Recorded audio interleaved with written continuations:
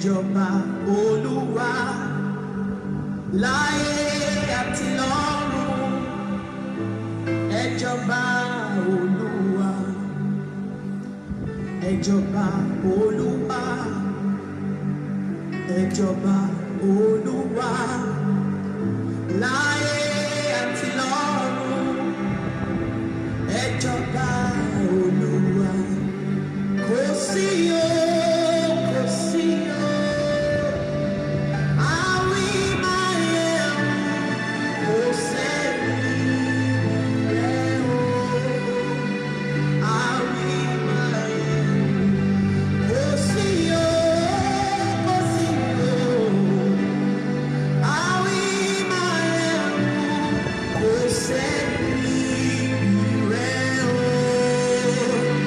àwí máa yẹ o.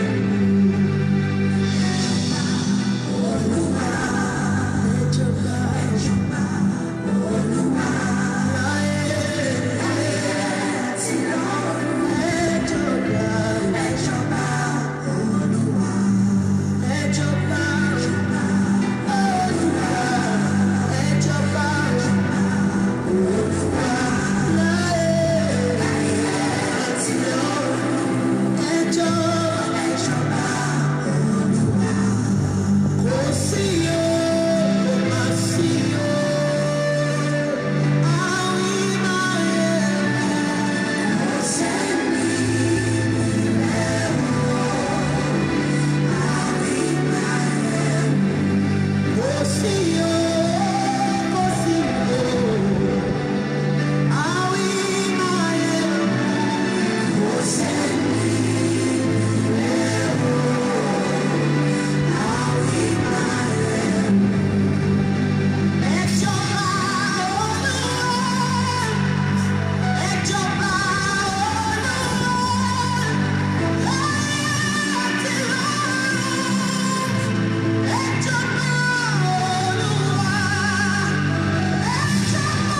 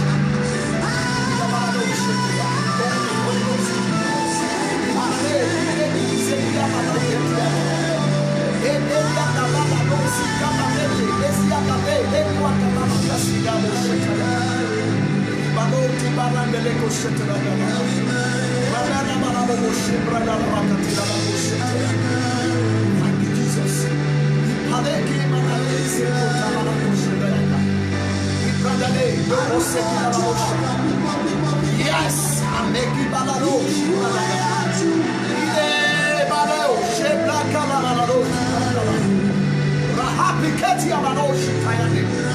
thank you, Jesus. Thank you, Holy Ghost. Ancient of days, thank you, Jesus.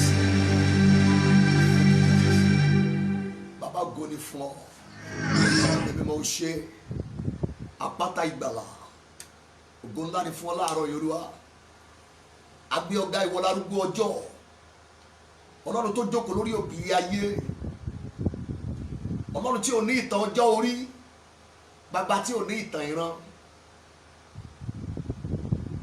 Mèkísédékì àgbà, ìbà rẹ lóòrọ̀ yìí, Ọlọ́run tó ní ọ̀run àti ayé, bàbá bí gbogbo ayé ìṣepọ̀ tó bó ṣe tóbi tó, ìgbẹ́sẹ̀lé lásán ló fi ṣe gbogbo ayé gbogbo èèyàn tó wà nú ẹ̀ sì dàbí ẹlẹ́gà wọ́n dàbí èèrà lásán ọlọ́run ò ta la lè fi wé ọ ọlọ́run Abrahamu ọlọ́run Isaki ọlọ́run Jacobo ìwọ ni ọlọ́run Jehova àjíǹde o àti ìyè ìmọ́lẹ̀ òtítọ́ tó ń tàn àgbé orúkọ rẹ ga ní òórọ̀ yìí lórúkọ Jésù bàbá gba ọpẹ́ wa olúwa láàárọ̀ yìí ní orúkọ Jésù fún ìmúláradá ìdánidè ìwòsàn ìrólágbára ìmúlọ́kànlẹ̀ àti ìṣíníyè ní orúkọ Jésù olúwa náà ọ̀rọ̀ ẹ jáde sí wa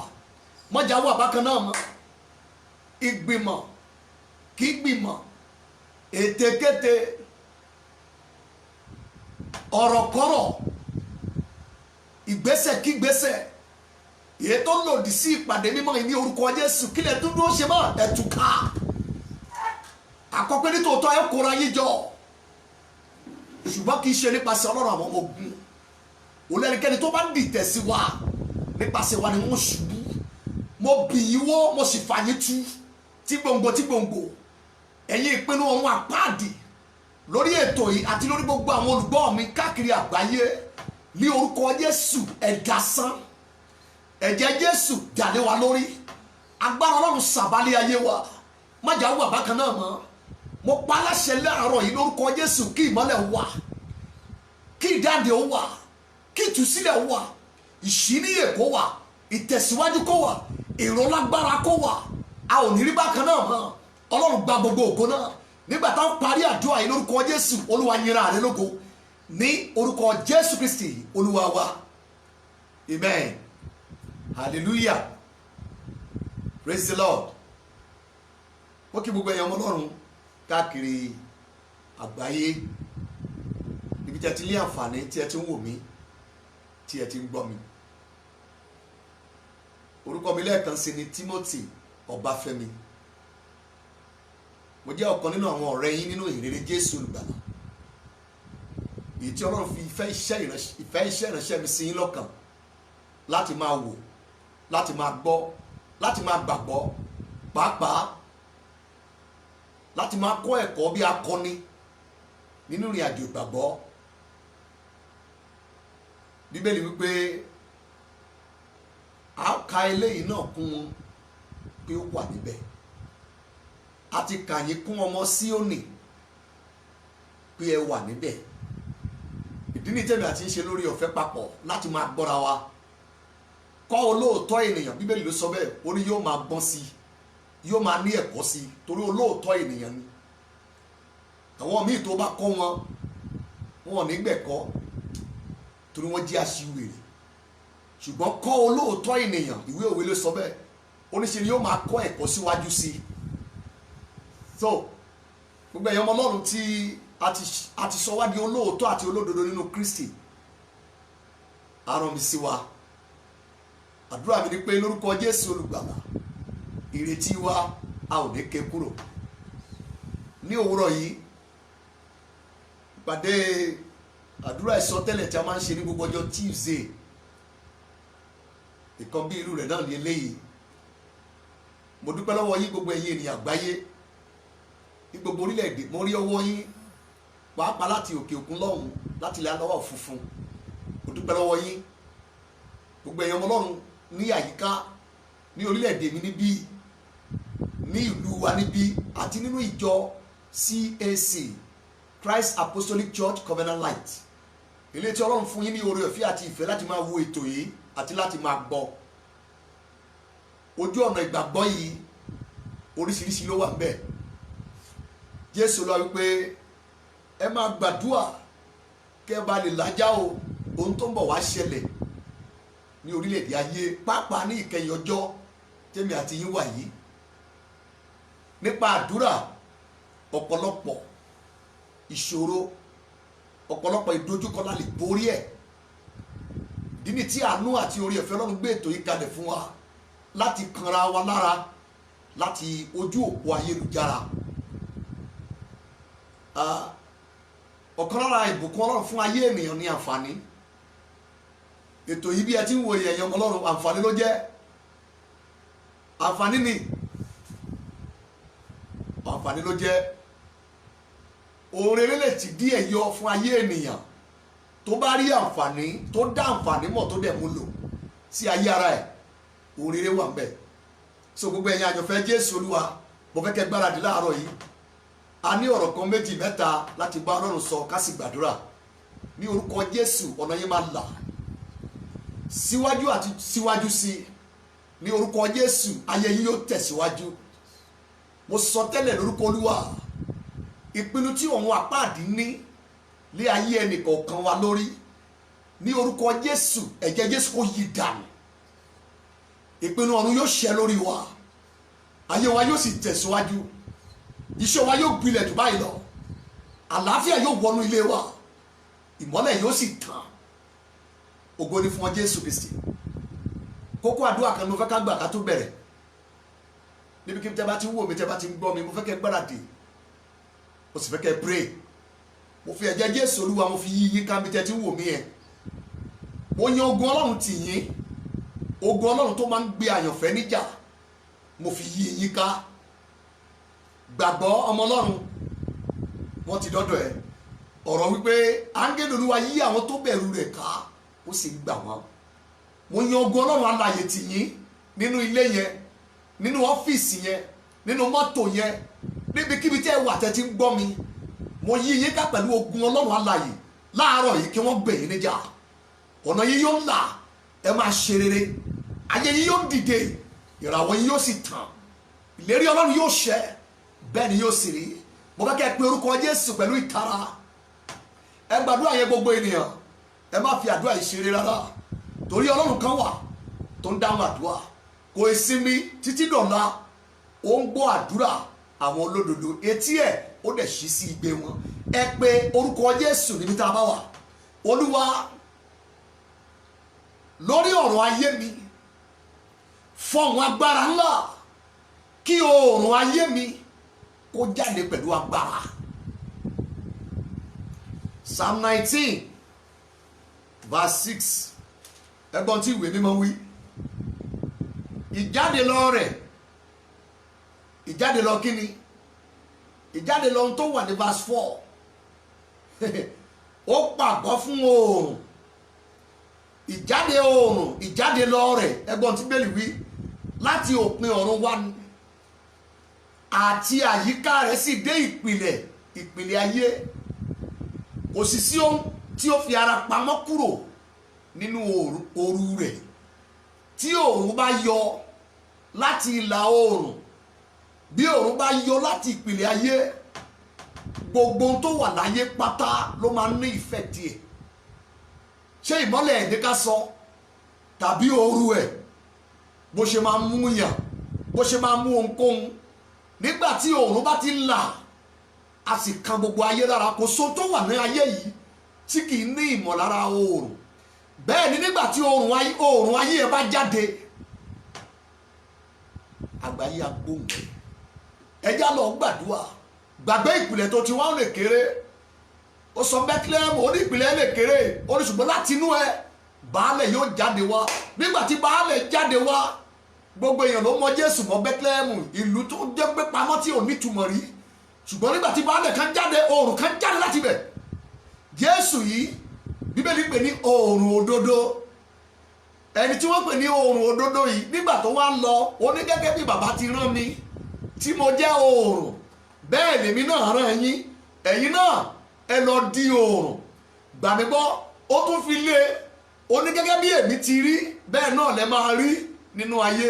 Tí Jésù bá jẹ́ oòrùn, ọmọ Ọlọ́run wo bí wò? Ó ṣe ìmọ́lẹ̀ lásán. Bí oòrùn bá là gbà, gbogbo ayé ló máa ní ìfẹ́ ìtẹ́. Oòrùn kan wà nípa ayé ẹ̀. Gbogbo ẹ tó wá sí ayé yìí ló ní oòrùn tiẹ̀ tó gbúdọ̀ yọ, tó gbúdọ̀ tàn, tó gbúdọ̀ ní ìfẹ́, tó gbúdọ̀ ní ipa lára gbogbo tó wà láyé. Bóyá marriage, bóyá economy, bóyá ètò ẹ̀kọ́, mention wọn. Oòrùn ayé ẹ gbúdọ̀ tàn kàn wọ́n lára. Jẹ́ kí inú bí ẹlẹ́ni o. Ẹnikẹ́ni tó bá pinnu pé ó fẹ́ gbé oòrùn ayé ẹ pamọ́, ẹ pe orúkọ Jésù bí tẹ́ ẹ bá wà. Olúwa lónìí fọ̀hún agbára ńlá kí oòrùn ayé mi kó jáde pẹ̀lú agbára. Ẹ pé Jésù, ó yá àdúrà orúkọ Jésù. Gbogbo èèyàn máa ń gbàdúrà yẹn. Olúwa fọ̀hún agbára ńlá kí oòrùn ayé mi kó jáde pẹ̀lú agbára. Olúwa fọ̀hún agbára ńlá kí oòrùn ayé mi kó jáde pẹ̀lú agbára. Olúwa fọ̀hún agbára ńlá lórí ọ̀rọ̀ ayé mi kí oòrùn ayé mi kó jáde pẹ̀lú agbára. Bíbélì pé ìjáde lọ rẹ̀ ni láti òpin ọ̀run wá àti àyíká rẹ̀ dé ìpìlẹ̀ rẹ̀. Láti òpin ọ̀run, láti òpin ayé dé ìpìlẹ̀ ayé ni wọ́n ti máa ní ìmọ̀lára oòrùn. Oòrùn ayé mi kí ló ń ṣe nínú ìkòkò? Kí ló ń ṣe lábẹ́ aṣọ dúdú? Kí ló ń ṣe nínú yàrá àkànṣe òkùnkùn? Kí ló ń ṣe nínú gbòòrò? Kí ló ń ṣe nínú ìpìlẹ̀? Kí ló ń ṣe lábẹ́ àtẹ̀mọ́lẹ̀? Kí ló ń ṣe lábẹ́ ìkòkò wọn? Kí ló ń ṣe lábẹ́ abíyá wọn? Kí ló ń ṣe lábẹ́ ẹkù wọn? Kí ló ń ṣe nínú àjà ilé bàbá mi? Olúwa dìde fọ̀hún agbára ńlá kí oòrùn ayé mi kó jáde pẹ̀lú agbára. Ẹ̀mí mímọ́ fọ̀hún agbára ńlá kí oòrùn ayé mi kó jáde pẹ̀lú agbára. Olúwa fọ̀hún agbára ńlá kí oòrùn ayé mi kó jáde pẹ̀lú agbára. Olúwa fọ̀hún agbára ńlá kí oòrùn ayé mi kó jáde pẹ̀lú agbára. Olúwa fọ̀hún agbára ńlá oòrùn ayé mi ẹ pè jáde pẹ̀lú agbára ńlá. Ọlọ́run gbọ́ àdúrà ní orúkọ Jésù Olúwa wa. Amen. Amen. Àwọn táwọn ní májẹ̀mú tuntun á ní orí ọ̀fẹ́ ńlá. Gbogbo ẹ tó ní Jésù lólúwa àti olùgbàlà ló ní àyànmọ́ oòrùn. Gbogbo ẹnikẹ́ni tó ti dàtúnbí, látijọ́ tó ti di àtúnbí, látijọ́ tó ti ní ìgbàlà, ọjọ́ náà ni wọ́n ti sáìn sí ìwé pé kó lọ tàn bí oòrùn. Pé kó lọ tàn bí oòrùn. Mo fẹ́ ká tú àdúrà ìgbà. Ẹ̀yin ọmọ Ọlọ́run, ó burú tọmọ Ọlọ́run ò bá lóye ìpinnu Ọlọ́run fáyé ẹ̀. Oníkẹ́ àwọn akí ó lè rí ìdí ìfẹ́ Ọlọ́run tó dára, tó ṣe ìtẹ́wọ́gbà, tó sì pé ìdí ìfẹ́ Ọlọ́run oníkà lè rí. Ìmọ̀ ló ń jẹ́ bẹ́ẹ̀. Ìmọ̀ ló ń jẹ́ bẹ́ẹ̀. Bíbélì pé ká lè mọ ohun tí ìrètí ìfẹ́ rẹ̀ jẹ́, tí ìrètí ìpè rẹ̀, ìpè tó pè wá, ṣe ni Ọlọ́run pè wá bí oòrùn. Gbà tó sọ pé ẹ̀yin ni ìmọ́lẹ̀ ayé, lọ fi ṣàkàwé bí òun ṣe máa ń tàn sáyé. Ẹ tún àdúrà ìgbà. Ọ̀pọ̀ oòrùn nínú ìdílé wa làwọn ọ̀tá ìdílé ti gbé wọlé. Oòrùn ayé ẹlòmíì inú aró ni wọ́n tì bọ̀, aró dúdú. Oòrùn ayé ẹlòmíì, ẹ gbà mí gbọ́, inú ògiri àlàpà ibẹ̀ ni wọ́n gbé wọ̀. Oòrùn ayé ẹlòmíì lọ wò ní igbó orò, igbó gbàlẹ̀, igbó eégún ní ìdílé wọn. Oòrùn ayé ẹlòmíì, àwọn agbára ilé olórogún ló pín, ìmíì ṣe ni wọ́n tà. Oòrùn ayé ẹlòmíì, ẹ má jẹ́ kí n tàn yín o, ó ní ẹlòmíì gbà ó lọ fi kó ọrọ̀ jọ. Òun tàn, ẹni tó lo oòrùn ayé ò rí mọ́lẹ̀. Ṣe ni kẹ́ ẹ tú àdúrà ìgbà. Ẹ̀yin ènìyàn àgbáyé tẹ́ ẹ ti ní Jésù lólúwa àtolùgbàlà, ẹ̀mí mímọ́ ẹ fọ̀hún agbára lónìí kí oòrùn àyànmọ́ mi, oòrùn ayé mi kó jáde pẹ̀lú agbára. Mo fẹ́ kẹ́ ẹ gbàdúrà gbogbo ènìyàn tó ń wò mí. Gbogbo èèyàn tó ní Jésù lólúwa àtolùgbàlà ló gbúdọ̀ tàn, ló gbúdọ̀ tàn. Ṣùgbọ́n kì í ṣe gbogbo ló máa tàn, torí agbára ilé bàbá ẹlòmíì ò gbà. Agbára ilé ẹ̀nà ẹlòmíì, ibi tó ti lọ lọ́kọ, ibi tó ti lọ níyàwó, àwọn agbára tó wà ń bẹ̀ wọ́n rorò, wọn kì í fẹ́ kẹ́nikẹ́ni ó tàn. Ẹnikẹ́ni tó bá ti wá mú ìyàwó nílé yẹn, ẹnikẹ́ni tó bá wọ bẹ̀ yẹn lọ lọ́kọ, wọn ò ní gbà kó tàn. Ó lẹ́lòmíì ṣe ráre kú. Tí a bá rí ètò ọ̀run lórí ẹ̀, kò ṣe fẹnu ròyìn. Ṣùgbọ́n nítorí wọ́n pàdé àwọn agbára ìdílé, àwọn yẹn fárígá, wọ́n láwọn ò ní gbà pé oòrùn tó bá wọnú ẹbí yìí kò gbọdọ̀ dúró ní sánmà. Ẹ pé orúkọ Jésù pẹ̀lú ìtara.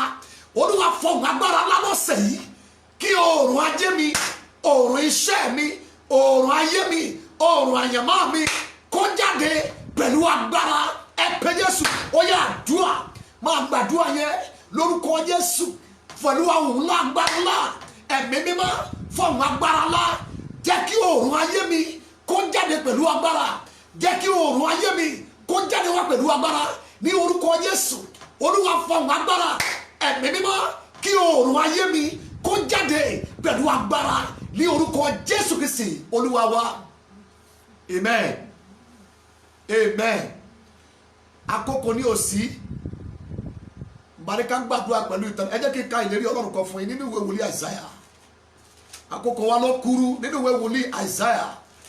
Ẹjáwò kí n kà létí ìgbọ́ yín. Àìsáyà chapter 60 ẹ máa gbọ́n tí Bíbélì wí ní verse 20. Àìsáyà 60 verse 20. Oòrùn rẹ kì yóò wọ̀ mọ́. So oòrùn ayé yẹn lè wọ̀. Ọ̀tá lè pàṣẹ fún oòrùn lọ́sàn gangan kó sì wọ̀. Gbàmígbọ́ wọ́n ti lé ọ̀pọ̀lọpọ̀ oòrùn wọlé. Tẹlòmíì wọ́n lé wọlé. Tẹlòmíì wọ́n pàṣẹ pé kó wọ̀ ní ọ̀sán gangan. Ẹ gbọ́ ẹ̀yin ọmọ Ọlọ́run. Mo dúró lórí ìlérí yìí lónìí. Akọ́ nípa tiẹ̀ pé oòrùn ẹ kì yóò wọ̀. Mo fi ohùn Olúwa tó ń sún àrá. Ohùn Olúwa tó ń kọ àwọn iná mọ̀nà. Ohùn Olúwa tó ń mí agíjù. Ohùn Olúwa tó ní ọlá ńlá. Mo sọ nípa ohùn tó pe Lásárù jáde nínú ihò. Láàárọ̀ yìí pẹ̀lú ohùn agbára ńlá ní orúkọ Jésù bí òkúta ti máa ń kẹ́jẹ́rẹ́ látara ògiri. Oòrùn ayé ẹ̀ tí wọ́n ti pè wọlẹ̀. Oòrùn ayé ẹ̀ tí wọ́n ti pàṣẹ pé kó lọ wọ̀. Oòrùn ayé ẹ̀ tí wọ́n da nǹkan dúdú bò. Oòrùn ayé ẹ̀ tí wọ́n da ìkòkò ayé bò mọ́lẹ̀. Oòrùn ayé ẹ̀ tí wọ́n rẹ̀ sínú aró. Oòrùn ayé ẹ̀ tí wọ́n lọ gbé pamọ́ sínú àjà. Oòrùn ayé ẹ̀ tí wọ́n gbé pamọ́ sínú ìró ayé tí wọ́n rọ mọ́ ìró. Oòrùn ayé èyí tí wọ́n lọ pín nílé olórogún ní orúkọ Bàbá ní orúkọ Ọmọ ní orúkọ Ẹ̀mí Mímọ́ ó yá máa ṣàmì. Oòrùn ayé ẹ jáde pẹ̀lú agbára. Oòrùn ẹ tàn padà. Obìnrin yìí lọ tàn. Ọkùnrin yìí lọ tàn. Ìmọ́lẹ̀ ayé ni wọ́n sọ pé ìmọ́lẹ̀ abúlé. Wọ́n sọ pé ìmọ́lẹ̀ agbègbè. Olúwa ní ìwọ ni ìmọ́lẹ̀ ayé. Láti ní lọ ní orúkọ Jésù oòrùn àyàmọ́ ẹ kó ké jáde wá. Ó yá gba ìmọ́lẹ̀ ẹ padà. Lọ máa ṣáìn. Ó yá lọ tàn. Lọ gbilẹ̀. Lọ ga. Lọ dínlá. Lọ gòkè sókè. Bẹ́ẹ̀ ni yóò sì rí. Ó ti rí bẹ́ẹ̀. Ògo ni forúkọ Olúwa ní orúkọ Jésù Kristi Olúwa wa. Amen. Praise the Lord. Hallelujah. Ó sọ fún wa pé ìpàdé ọjọ́ Tuesday àdúrà la máa fi ń gbà. Sọ ọmọ Ọlọ́run mi fẹ́ kó kẹrẹ̀ níbi kí tó bá wà. Lórí ìtara àti ìgbàgbọ́. Tí ìránṣẹ́ náà máa ń gbàdúrà fún ẹ máa ṣàmì. Tí ìránṣẹ́ náà máa sọ fún ẹ pé kó pray. Ọmọ Ọlọ́run pray. Wòlíì yẹn sọ fọkùnrin ó ní lù mí. Gbogbo ilé ọmọ sọ́ọ̀rì yẹn. Ó ní báwo lòun wá ṣe máa lu òun wá lu dídí wòlíì kẹ̀. Òun ò lè lù yí sá o. Wòlíì ní òun lè wòlíì yẹn ní ìlú ọ̀ṣẹ́ àní kò lù mí sẹ́. Ìgbà tó kọ̀ tí ò lù. Ìgbà tó dẹ̀ ń lọ wòlíì ní torí pé ọkọ̀ tó lù mí. Kìnìún máa pàdé ọmọ àyà ẹni yánnayànna. Kìnìún yẹn ló pa máa yẹn. Ó wá rí ọkùnrin kejì ó ní lù mí. Tó bá rí yẹn bó ṣe di ẹ̀ṣẹ̀. Nígbà tó gbá wòlíì yìí lẹ́sẹ̀kẹsẹ̀ ohùn jáde ó ní báyìí lolúwa wí. Ọmọ Ọlọ́run tí wòlíì bá ti ní kó ṣe nǹkan ṣe lórúkọ Jésù wàá dìde láyé. Ìran ọmọ ẹ ò ní jìyà in the mighty name of Jesus Christ. Láàárọ̀ yìí mo fẹ́ kẹ́ gbáradì yẹn àyànfẹ́ níṣẹ́jú díẹ̀ tí a ń lò pẹ̀lú ara wa lórí afẹ́fẹ́ yìí. Àkórí ọ̀rọ̀ wa àti àdúrà wa ó ní mo pè ní agbára ìbùkún àsọtẹ́lẹ̀. Agbára tó wà nínú ìbùkún àsọtẹ́lẹ̀. The force of prophetic blessing. Agbára tó wà nínú ìbùkún ìsọtẹ́lẹ̀. Ipa wo ni ìbùkún tá sọtẹ́lẹ̀ sínú ayé èèyàn máa ń kó? Kí ló máa ń sọ ayé èèyàn dà? Nígbà tí ìbùkún tó wọnú ayé yìí nípa ìsọtẹ́lẹ̀ tó bá bà sórí ayé èèyàn, ìjọ máa ń pin lórí ayé ẹni yẹn nìkan. Níbo ló máa ń dé dúró? Irú ìṣẹ̀lẹ̀ ló máa ń ṣe. Báwo ló ṣe ń ṣiṣẹ́ lórí ayé èèyàn? Tálẹ́ ní gan-an tó gbúdọ̀ máa sọ ìsọtẹ́lẹ̀ ìbùkún sórí ayé èèyàn. Ẹ̀yọ́ ọmọ Ọlọ́run nínú àkórí mo fẹ́ ká dáhùn ẹ̀. Mo sì fẹ́ kẹ́ ẹ tẹ́tí sí mi níbẹ̀lẹ̀ jẹ́ dáradára. Nínú ìwé Timothy kìíní orí kìíní 1 Timothy chapter 1 verse 18. 1 Timothy chapter 1 and verse number 18. àṣẹ yìí ni mo pa fún ọ Timothy ọmọ mi gẹ́gẹ́ bí ìsọtẹ́lẹ̀ wọn ni tó ti ṣáájú lórí ẹ pé nípa wọn nípa kíni nípa àwọn ìsọtẹ́lẹ̀ wọn ni èyí tó ti ṣáájú lórí ẹ pé nípa wọn kí wọ́n kí ó lè máa ja ogun rere nípa àwọn ìsọtẹ́lẹ̀ tó wà lórí ẹ Timothy Paul apostoli ló sọ fún ọmọ ẹ̀ tòótọ́ nínú ìgbàgbọ́ ìyẹn Timothy wípé nípa ìsọtẹ́lẹ̀ wọn ni tó wà lórí ẹ òun ni wàá máa lò lọ́jọ́ tó o bá ń ja ogun rere ènìyàn lè ja ogun kó má borí ogun ènìyàn lè jagun kó bógun lọ ènìyàn lè jagun gbàmí gbọ́ kó sì padà borí ogun Paul apostoli sọ fún Timothy pé àwọn ìsọtẹ́lẹ̀ kan wà lórí ẹ tó lè sọ ẹ́ di winner victor conqueror lórí ogun tó lè sọ ẹ́ di aṣẹ́gun tó lè mú kó làlùyọ láàrin ogun rere láàrin ogun àwọn ìsọtẹ́lẹ̀ kan wà lórí ẹ Timothy eléyìí tó lè mú kó máa borí nígbà tó ogun bá dìde eléyìí tó mú kí ọ̀rọ̀ yẹn jẹ́ káyéfì fáwọn èèyàn pé pẹ̀lú gbógun yẹn ṣe lágbára tó ọmọ yẹn padà jáde láì farapa eléyìí tó mú káwọn yẹn máa pò ẹ́ pé ọmọ yìí ọmọ ọdún mélòó ni ẹ́ pẹ̀lú ìdojúkọ yẹn ó dẹ̀ jáde láì lápá báwo ló ṣe ṣe rárá ìsọtẹ́lẹ̀ kan wà lórí ẹ̀ tó fi borí ìjà lọ́jọ́ tí ìgbógunlé bá dé ìsọtẹ́lẹ̀ kan wà lórí ẹ̀ ó ní má gbàgbé nípa àwọn ìsọtẹ́lẹ̀ yẹn ni kó máa fi ja ogun rere ìsọtẹ́lẹ̀ wà lórí ẹ̀ Timothy ìsọtẹ́lẹ̀ rere kan wà lórí ayé ẹ̀ àwọn ìsọtẹ́lẹ̀ wọn ni so àwọn ìsọtẹ́lẹ̀ tó wà lórí Timothy pọ̀ so lọ́jọ́ tó bá pàdé ogun lọ́jọ́ tí ogun bá dìde sí lọ́jọ́ tó bá pàdé ìjà lọ́jọ́ tó bá pàdé ìdojúkọ lọ́jọ́ tó bá pàdé wàhálà lọ́jọ́ tó bá pàdé bìlísì tàbí ibi lọ́jọ́ tí ọ̀run àpáàdé bá dìde ìjà tí lọ́jọ́ tí àwọn èèyàn búburú wá dìde tí nípa àwọn ìsọtẹ́lẹ̀ tó wà lórí ẹ̀ ọmọ ìyá sì máa jàjàbọ́ ọmọ ìyá máa borí ọmọ ìyá máa ga ọmọ ìyá máa ga jù wọ́n lọ á máa làjà láàrin ogun yẹn yóò gbóná ṣùgbọ́n kò ní farapa bógun yẹn tí ẹ gbé mi yóò tún jáde bẹ́ẹ̀ yóò wá di kàyéfì sáwọn èèyàn pé Timothy báwo ló ṣe ṣe kí ló fà á àwọn ìsọtẹ́lẹ̀ wà lórí ẹ̀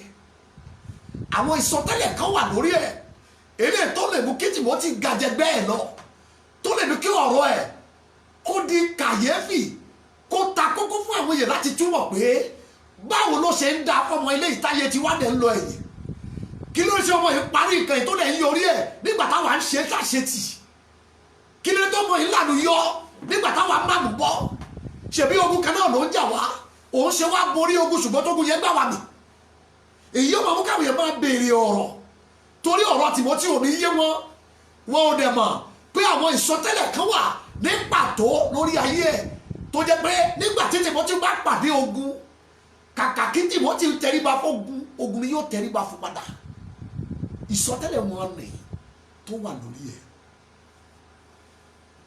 ó ní nípa àwọn ìsọtẹ́lẹ̀ yìí ló máa fi borí ogun ló máa fi borí ìjà ló máa fi borí ìjì ayé ló máa fi borí àwọn ìdojúkọ títí Sátánì àti tènìyàn nípa ìsọtẹ́lẹ̀ wọn ni tó wà lórí ẹ̀ ni wàá máa fi succeed láàrin àwọn failures nípa àwọn ìsọtẹ́lẹ̀ wọn ni tó wà lórí ẹ̀ ni wàá máa fi rìn nínú ìmọ́lẹ̀ nígbà táwọn tó kù bá fọwọ́ ká ògiri bí afọ́jú nípa àwọn ìsọtẹ́lẹ̀ tó wà lórí ẹ̀ làdúrà tí ẹ yóò máa gbà nígbà táwọn àdúrà tó kù bá ká ògiri tata padà nípa àwọn ìsọtẹ́lẹ̀ tó wà lórí ẹ̀ yìí gbàgbégbọ́ ni wàá máa ga nígbà táwọn tó kù bá rìn bí àràrà ìsọtẹ́lẹ̀ wọn ni tó wà lórí ẹ̀ Timothy làlùyọ láàrin gbogbo àwọn èèyàn tó tẹ̀lé Paul apostoli ló ṣe ìránṣẹ́ wọn ìdí ni wípé àwọn ìsọtẹ́lẹ̀ wà lórí ẹ̀ nínú gbogbo àwọn tó tẹ̀lé Paul apostoli tí wọ́n jọ ń ṣiṣẹ́ ìránṣẹ́ papọ̀ tẹ́ ẹ bá ka Bíbélì dáadáa nínú lẹ́tà Paul apostoli ìwé tó ṣe recognize ọmọkùnrin tó pè ní Timothy ìwé tó ṣe yà sọ́tọ̀ ìwé tí Timothy ṣe yàtọ̀ ìwé tí ọ̀nà Timothy ń là ìwé tí Timothy ṣe di ńlá lábẹ́ iṣẹ́ ìránṣẹ́ ọkùnrin alágbára yẹn tó pè ní Paul apostoli nítorí àwọn ìsọtẹ́lẹ̀ wà lórí ẹ̀ eléyìí tó mú kí Timothy wò tayọ tó sọ̀rọ̀ ẹ̀ di kàyéfì láàrin àwọn tó kù tí wọ́n bá Paul apostoli ṣiṣẹ́ ní ìgbà ayé rẹ̀. Praise the Lord. Àwọn ìsọtẹ́lẹ̀ tó wà lórí ẹ̀ wọ́n ní nípa àwọn ìsọtẹ́lẹ̀ wọn ni ló máa fi ja ogun rere. Sí Timothy, Paul apostoli ó dàbí bàbá nínú Olúwa, spiritual father. Bá a ṣe ní biological father láláwọ̀ spiritual father. Timothy ní bàbá tiẹ̀ nínú ìwé Àpọ́sítélì chapter 16 Bíbélì sọ fún wa pé kèfèrí ní bàbá ẹ̀. Ìyá tó bí Timothy òun ló jẹ́ onígbàgbọ́. Paul apostoli dẹ̀ mú Timothy láàrin lọ́wọ́ àwọn òbí ẹ̀ pé eléyìí ó dà pé ètò ọ̀run ń bẹ lórí ẹ̀, ẹ jẹ́ kí n mú kó tẹ̀lé mi. Lẹ́yìn náà ó kọ́ nílà gẹ́gẹ́ bí àṣà àwọn Júù. Timothy bẹ̀rẹ̀ sí tẹ̀lé Paul apostoli, kódà ó bá ní débi pé wọ́n ti Timothy mẹ́wọ̀n. Síbẹ̀ kò dáwọ́lẹ̀. Nígbẹ̀yìn gbẹ̀yìn ọ̀rọ̀ kan jáde lẹ́nu Paul apostoli eléyìí tó sọ Timothy dẹ́ni ìyàtọ̀ láàrin àwọn tó ń tẹ̀lé Paul apostoli. Timothy ò ní wá àwọn ìsọtẹ́lẹ̀ kan wà lórí ẹ tí ò sí lórí àwọn tó kù. Àwọn náà yóò pàdé ogun bí wọn náà ṣe pàdé ogun, ṣùgbọ́n nípa ìsọtẹ́lẹ̀ wọn ni tó wà lórí tiẹ̀ ó ní wọn yóò máa fi borí nígbà tó bá ń ja ogun rere. Gbógun rere ṣe wà, ogun búburú náà wà. Méjèèjì ló ń kọ́ ti ayé ènìyàn, àtogun rere àtogun búburú. Ìṣẹ́gun ẹ̀ ní ọ̀pọ̀ ìgbà ó dá lórí ìsọtẹ́lẹ̀ rere tó wà lórí ayé ènìyàn. Hébérù orí 6 ẹjá wo Bíbélì wa, the book of Hebrew chapter 7 ẹjá wo orí 7 ní kẹjá wo. Hébérù orí 7. Thank you Jesus. Hébérù orí 7 ẹjá wo ẹsẹ̀ 6 sí 7. A lè pe Paul apostoli sí Timothy, a lè pe ní bàbá nínú Olúwa, a lè pe ní ọ̀gá lẹ́nu iṣẹ́, a lè pe ní mentor, olùmúnimọ̀nà, a lè pe ní olùdarí, a lè pe ní alákòóso sí Timothy, a lè pe ní bàbá sí Timothy. Mo bẹ́ẹ̀ lè sọ pé Paul apostoli jẹ́ olúwa fún ọ̀dọ́kùnrin tí wọ́n pè ní Timothy, torí akọ́ṣẹ́mọṣẹ́ tó lè dánilẹ́kọ̀ọ́ kéèyàn náà tún mú sámúsámú òun ni Paul apostoli sí Timothy. Òun ló kọ́ Timothy nínú iṣẹ́ ìránṣẹ́, ó sì fi iṣẹ́ ìránṣẹ́ lé lọ́wọ́. Ìṣọ́ tó bá ka Bíbélì yẹn dáadáa, ó pe ọmọkùnrin ní olóòótọ́, ó ní gbogbo ìpinnu mi ló mọ̀, ó ní ẹ̀yin ìjọ ẹ relax, tí Timothy bá ti dé gbogbo ọ̀nà mi ni ó fi yé yín. Paul apostoli sọ fún Timothy pé má gbàgbé, torí ó mọ sùúrù mi, ó mọ ìpamọ́ra mi, ó mọ ìtara mi, ó mọ ìtẹpámọ́ṣẹ́ mi. Gbogbo iṣẹ́ ìránṣẹ́ Paul ó ní Timothy tó mọ̀, kì í ṣe pé ó mímìkì ẹ̀, ṣe ni Timothy manifest iṣẹ́ ìránṣẹ́ Paul lódindi. Ó manifest ẹ̀ ní kì í ṣe pé ń copy. Timothy kì í ṣe carbon copy, original copy ni Paul apostoli sọ Timothy dà. Nígbà tí Timothy wá manifest ó ju àwọn èèyàn lójú. Paul wá sọ pé tó o bá ti pàdé ogun rere wà á máa borí o, torí ọ̀pọ̀lọpọ̀ ìsọtẹ́lẹ̀ rere ó ń bẹ lórí ẹ̀. Hébérù orí 7 ẹjá wo ẹsẹ̀ 6 rẹ̀. Ṣùgbọ́n ohun ẹni tí a kò tilẹ̀ pìtàn ìran rẹ̀ tálẹ́ nìyẹn, Jésù Kristi, eléyìí tí Mèkísédékì ìgbà yẹn tó symbolize nígbà náà.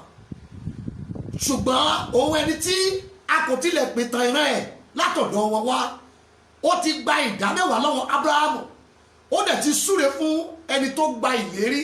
Ẹ wá wo ẹsẹ̀ 7. Àti ilé àìsí jiyàn rárá, ẹni tí kò tó ẹni là ń súre fún láti ọ̀dọ̀ ẹni tó jù ni. Paul apostoli ju Timothy lọ ní gbogbo ìhà, ní gbogbo ọ̀nà. Timothy kéré sí Paul apostoli, ṣùgbọ́n látọ̀dọ̀ Paul tó ju Timothy a súre fún. Timothy gba ìre ìsọtẹ́lẹ̀ látẹnu Paul. Nígbà tó wá pàdé ogun, ọmọ yẹn kàn borí, ó wá jẹ́ kàyéfì fún gbogbo àwọn tó wù.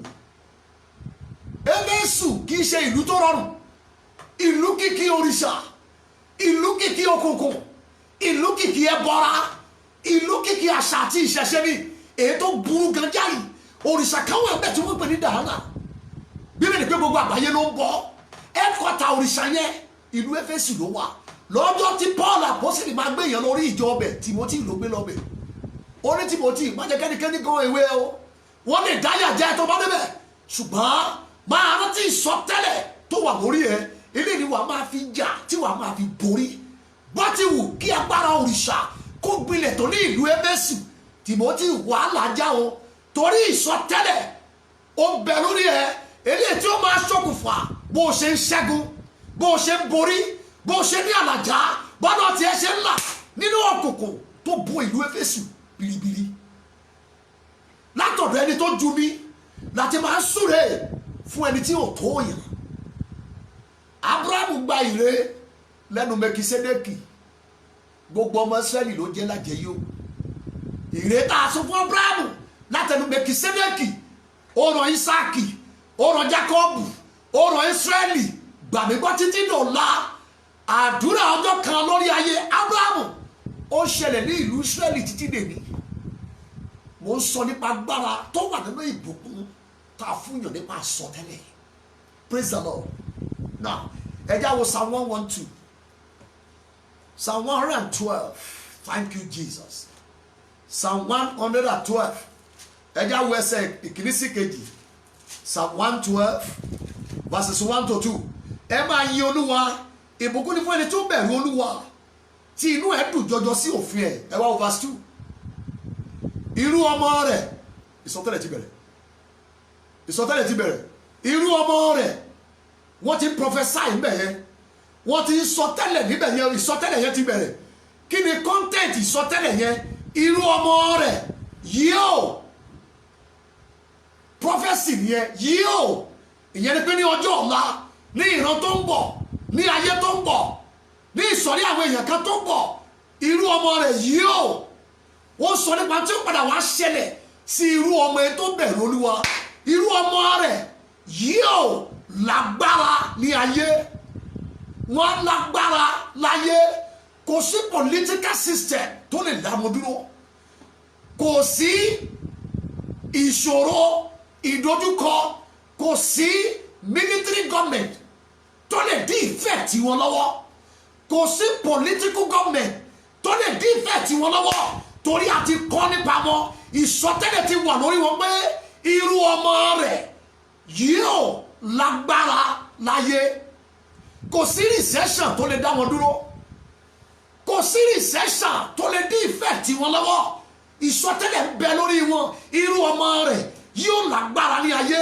ìran ẹni dúró ṣinṣin ni a ó bùkún fún sórí pé ìsọtẹ́lẹ̀ ni ohun tá a kà ní verse 2 yẹn ó ń sọ nípa ohun tó ń bọ̀ wá ṣẹlẹ̀ lọ́la ìbùkún tó ń bọ̀ sórí àwọn ìran kan ní ọ̀la ìbùkún tó ń bọ̀ sórí ẹnìkan ní ọ̀la ìbùkún tí ayé ẹnìkan tí ìlú kan tí orílẹ̀-èdè kan yóò máa ṣàfihàn tí ò dẹ̀ ní ṣe é dá dúró tí ò sì ní ṣe é dín lọ́wọ́ tí ò ní ṣe é dìnáì ìbùkún tá a sọ tẹ́lẹ̀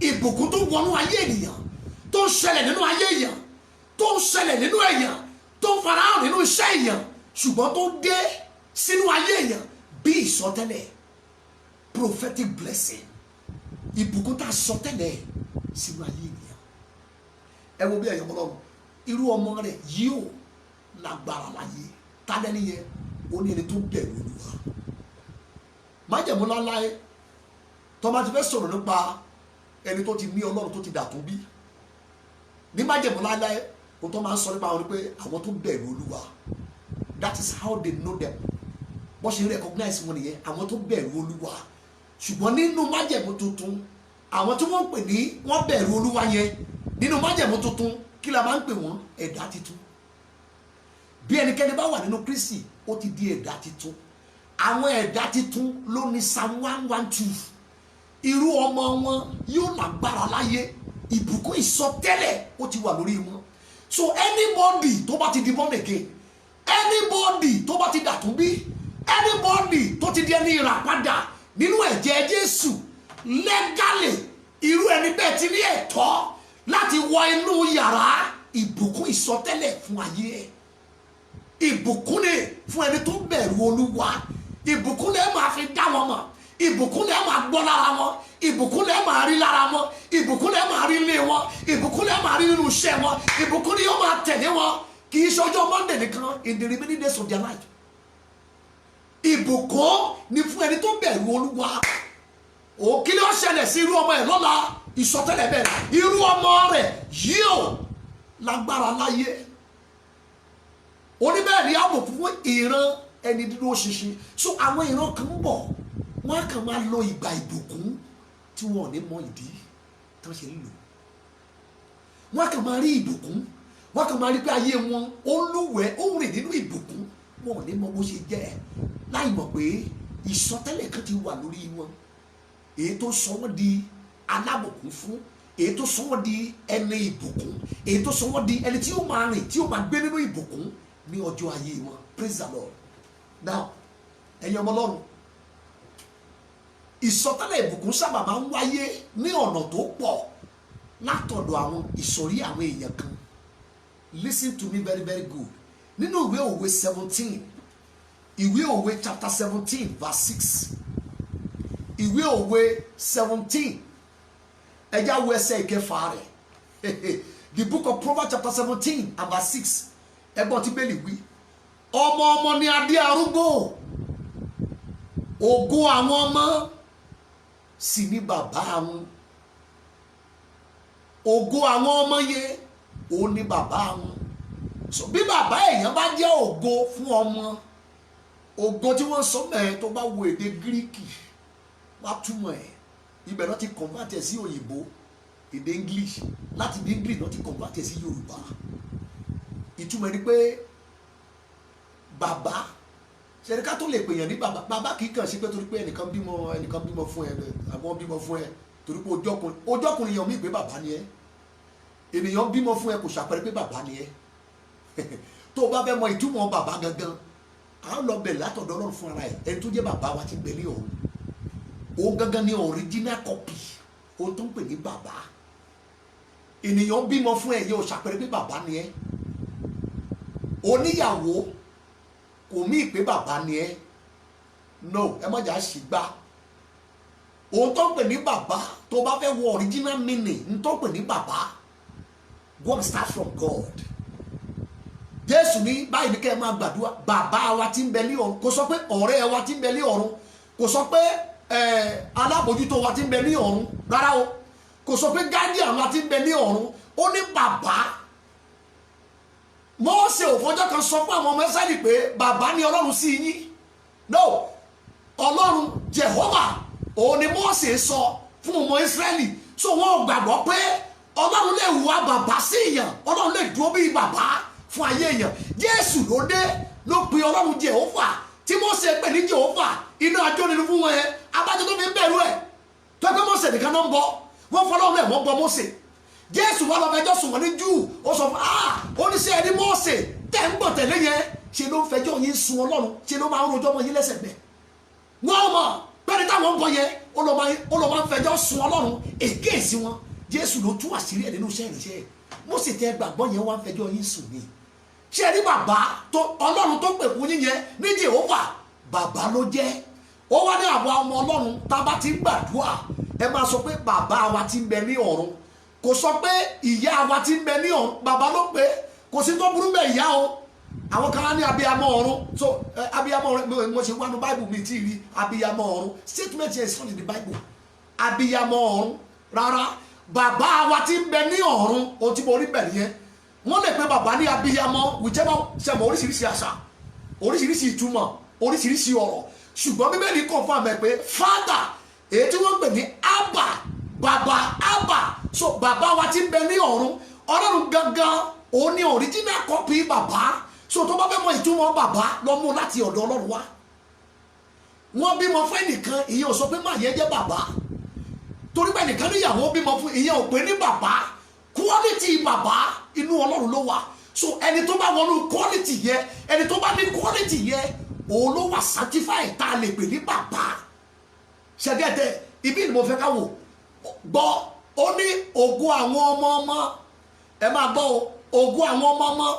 Kí ni ìtumọ̀ ẹsẹ̀ yìí? mo fẹ́ mú ìtumọ̀ kan jáde wá nínú ẹsẹ̀ yẹn ẹnikẹ́ni tó máa ń pè ní bàbá ìfẹ́ tiẹ̀ kì í ṣe lára ọmọ tó bá bí nìkan ló máa wà ó máa wà lára àwọn ọmọ so kíni kan yóò wà látara bàbá látọwọ́ bàbá látẹnu bàbá tí yóò ràn ọmọ tí yóò ràn ọmọ tí yóò ràn ọmọ bẹ́ẹ̀ yẹn ètò wá látọ̀dọ̀ bàbá bí gbogbo tó o bá jẹ́ bíi bàbá tó bá ti kú pẹ̀lú ẹ tí o sì fẹ́ tiẹ̀ lára ọmọ ẹ lára ọmọ ẹ you are not a father you are just a figure you are not a father ordinary figure tó bímọ fún ló kàn jẹ́ ibi lọ́gbọ́n wà ẹ̀yin ọmọ Ọlọ́run àwọn kankan wà tó lè lọ láti ara bàbá láti ọwọ́ bàbá látẹnu bàbá sí ọmọ sí ọmọ tó ń lọ bẹ́ẹ̀ ọ̀kan lára ẹ̀ ó ní mo pè ní agbára ìsọtẹ́lẹ̀ agbára ìsọtẹ́lẹ̀ látẹnu bàbá sórí ọmọ now ẹ jẹ́ mu lápá ìbí kí n tí mo fẹ́ sọ kó lè yé yín lọ́jọ́ tí Nóà tó mọ tí yó gbogbo ilẹ̀ mọ sórí yìí èyí ẹ̀ gbígbẹ́ ọmọ ẹ̀ wọ́n ló bí ọkùnrin mẹ́ta ẹni tó jẹ́ the last guy ìyẹn wọlé lọ wo bàbá ẹ̀ ó bá bàbá ẹ̀ ní o unfortunately kì í ṣe pé ọmọ yẹn mọ̀ bọ́ ó kọsẹ̀ bá bàbá ẹ̀ nínú ilé bàbá ti yó kẹ́rì ó ti wà lábẹ́ agbára ọtí yẹn òun náà ló gbé àjàrà ó sì mọ tí yó now ọmọ yẹn kọsẹ̀ bá bàbá ẹ̀ nínú ilé kò sí tó burú bẹ́ẹ̀ bọ́ ìgbésẹ̀ tọmọ yẹn gbé olódàbẹ̀rẹ̀ pé ó fẹ́ ó mú fura sí kì í ṣe pé ó mì ní ibi fún bàbá ẹ̀ bọ̀tí bó ṣe bá bàbá ẹ̀ ìgbésẹ̀ tó ń gbé lẹ́yìn tó rí bàbá ẹ̀ ní òwò òní Bíbélì sọ pé kò dáa na ẹ máa wo náà ẹ máa wo ìfẹ́ ti sọ tẹ́lẹ̀ lẹ́nu bàbá wọ́n ṣe ran ìran ọmọ bàbá yẹn wá jí lójú oorun ọtí ẹ̀ gbogbo àwọn mẹ́tẹ̀ẹ̀ta wà wájú ẹ̀ ó wá sọ fún ọ pé ìwọ last guy àbígbẹ́ mi wá ìgbà tó wọlé lọ́sàn-án ìwòdẹ̀ wà ó ń gbà ẹ́ mo mọ tó ṣe ẹ wá gbọ́n tí Nóà wí Nóà nítorí pé orí mi ní òò ó dẹ̀ lọ́ọ̀ta lọ yẹ̀yẹ́ mi fáwọn ẹ̀gbọ́n ẹ̀ tó kù báyìí ló máa rí fún ẹ ọ̀rọ̀ tí Nóà sọ lọ́jọ́ yẹn wọ́n ló ń jà lórí black continent títí dọ̀la ẹ̀gbọ́n tí Nóà wí Nóà wá fi ọmọ yẹn sílẹ̀ ẹ máa wo agbára ìsọtẹ́lẹ̀ Nóà wá wípé Kénáánì tó máa wá láti inú ẹ ọmọ ẹ ló bá sọ̀rọ̀ o Nóà wá mú ìsọtẹ́lẹ̀ ó wá lọ fi sórí àwọn ọmọ ẹ láti inú ọmọ àbígbẹ̀yìn ẹ̀ tó ń ṣépè fún oní Kénáánì tó máa tinú ẹ jáde àwọn ọmọ tó máa wá láti inú ẹ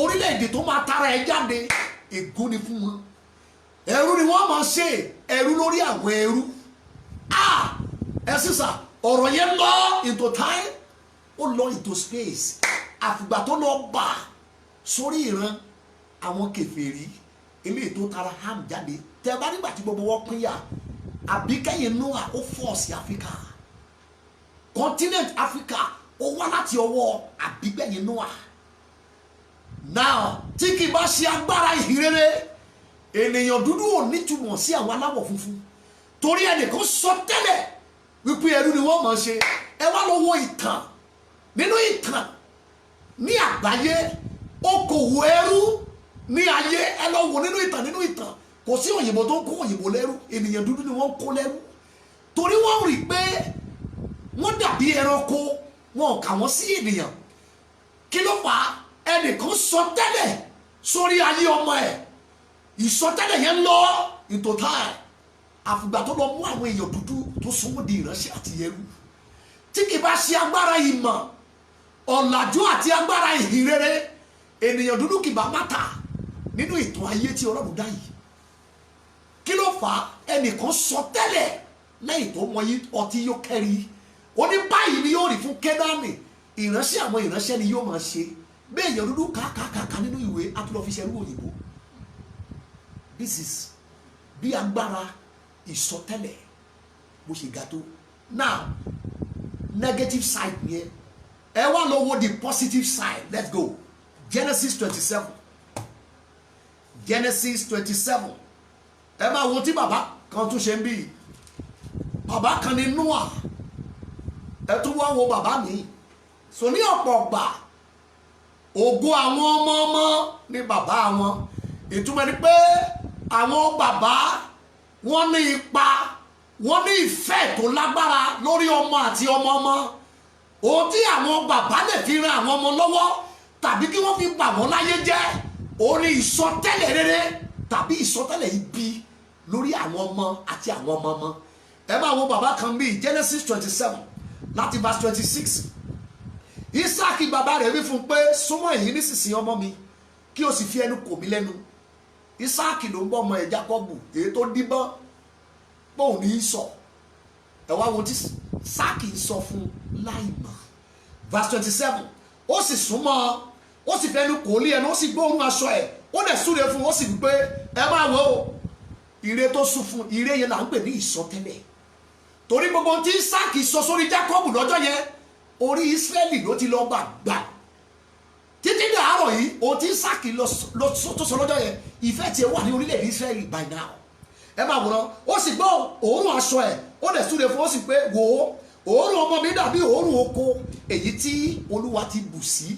Ẹ wá máa gbọ́ ọ̀rọ̀ tó lágbára, ìsọtẹ́lẹ̀ rẹ o. Verse 28, Ọlọ́run yóò, ẹ máa gbọ́ ìsọtẹ́lẹ̀ lẹ́nu bàbá, Ọlọ́run yóò sì fún ọ nínú ìrì ọ̀run àti nínú ọ̀rá ilẹ̀ àti ọ̀pọ̀lọpọ̀ ọkà àti ọtí wáìnì. Yóò fún ọ ìsọtẹ́lẹ̀. Verse 29, kí ènìyàn kí ó máa sìn ọ, ìsọtẹ́lẹ̀. Kí ènìyàn bó ti nǹkan lágbára tó politically wọ́n máa sìn ẹ́, bó ti nǹkan lágbára tó educationally wọ́n máa sìn ẹ́, bó ti nǹkan lágbára tó academically wọ́n máa sìn ẹ́, bó ti nǹkan ní agbára tó economically ìwọ ni wọ́n máa sìn. Kí ènìyàn kí ó máa sìn ẹ́, bó ti nǹkan ní agbára tó socially ìwọ ni wọ́n máa sìn, bó ti nǹkan ní agbára tó nínú nǹkan ẹ̀rọ ìjagun, nínú science and technology, nínú commerce, àgbàdébọ́, nínú agriculture, bó ti nǹkan lágbára tó ìwọ ni wọ́n máa sìn. Ìsọtẹ́lẹ̀ ẹ máa gbọ́, kí orílẹ̀-èdè kí ó máa tẹríba fún ọ, no matter irú agbára tó kàn ní, no matter irú ọ̀làjú tó kàn ní, no matter irú ìmọ̀ tó kàn ní, no matter bó ṣe ní ọgbọ́n láti organize orílẹ̀-èdè yẹn, ìwọ ni wọ́n padà máa sìn. Ìsọtẹ́lẹ̀ ìbùkún ẹ máa gbọ́, máa ṣe olúwa àwọn arákùnrin ẹ, neighboring countries, àwọn other nations tí wọ́n kọ wà connected mọ́ Jù, ó ní máa ṣe olúwa. Ǹjọ́ máa ń tán pè ní olúwa, olúwa tó bá pè yẹn ní olúwa, ọ̀rọ̀ kì í sí ẹ, ó kì í sí ẹ̀ yẹn. Olúwa ń ṣàpẹẹrẹ olùdarí, olùmọ̀nà, olùṣàkóso, olùjẹgàba, ọ̀gá, aṣáájú náà ń pè ní olúwa. Gbọ́, kí àwọn ọmọ ìyá ẹ̀ kí ó máa tẹríba fún ọ. Ìfibú lé àwọn ẹni tó fi ọ́ bú, ìbùkún sì ni fún àwọn èèyàn tó súre fún ọ. Ẹ máa wo ìbùkún ìsọtẹ́lẹ̀ Isaac lórí Jákọ́bù ọmọ ẹ̀. Ilé tó wà ní verse 29 yẹn ló bà mí lẹ́rù títí dọ̀la. Ọ̀rọ̀ tí Jákọ́bù sọ tí Isaac sọ lẹ́ẹ̀kan ṣoṣo, ìfẹ́ tiẹ̀ wà lára orílẹ̀-èdè Ísírẹ́lì bàjá. Kí ènìyàn kó máa sìn ọ́, orílẹ̀-èdè wo ló gbójúgbóyà tó fẹ́ kọlu Ísírẹ́lì ní ìran tá a wà yìí? Kò sí orílẹ̀-èdè yẹn. Most of the things tó wá láti science and technology Ísírẹ́lì ló ti wá. Most of the things gbàgbébọ́ ṣé engineering ló fẹ́ sọ, everything ọ̀dọ̀ àwọn Júù tí Ísírẹ́lì ìpìlẹ̀ wọn ibẹ̀ ló ti wá. Ẹnìkan sọ lọ́jọ́ kan pé kí ènìyàn kí ó máa sìn ọ́, kí orílẹ̀-èdè kó máa tẹríba fún ọ, máa ṣe olúwa àwọn arákùnrin ẹ, káwọn ọmọ ìyá ẹ máa tẹríba fún ọ. Ẹni tó bá fi ẹ́ bú, ìfibú ni fún. Ẹni tó bá súre fún ẹ, ire ni yóò bá olúwa ẹ. Ẹ̀ẹ̀kan péré ni Ísáàkì sọ, ọ̀rọ̀ yẹn dẹ̀ lọ bẹ́ẹ̀, into time ó lọ bẹ́ẹ̀, into space, till today, till tomorrow. Ọ̀rọ̀ tí Ísáàkì sọ lẹ́ẹ̀kan ṣoṣo ó ń jà rìn rìn. Ìbùkún ta sọ tẹ́lẹ̀. Ìjẹ́ ìfẹ́ ti tiẹ̀ wà lára Jákọ́bù. Genesis 30, Genesis 30 ẹja wo verse 43, Genesis 30 verse 43. Kí ló ṣẹlẹ̀ sí Jákọ́bù nígbẹ̀yìngbẹ̀yìn kó tó di pé ọ̀rọ̀ yìí tó wá lọ́rùn àwọn ọmọ ẹ̀? Verse 43, Genesis 30, 43. Ọkùnrin náà sì pọ̀ gidigidi, ó sì ní ẹran ọ̀sìn púpọ̀ àti ìránṣẹ́bìnrin àti ìránṣẹ́kùnrin àti ìbákasí àti kẹ́tẹ́kẹ́tẹ́. Ọkùnrin yẹn pọ̀ gidigidi. Ẹnìkan sọ tẹ́lẹ̀ sórí ẹ̀ pẹ̀lú agbára ìbùkún. ìsọtẹ́lẹ̀ kan bà ní orí ẹ̀, ìbùkún kan bà rìn nípa ìsọtẹ́lẹ̀, oríire kan bà rìn nípa ìsọtẹ́lẹ̀, àlàjá kan bà rìn nípa ìsọtẹ́lẹ̀.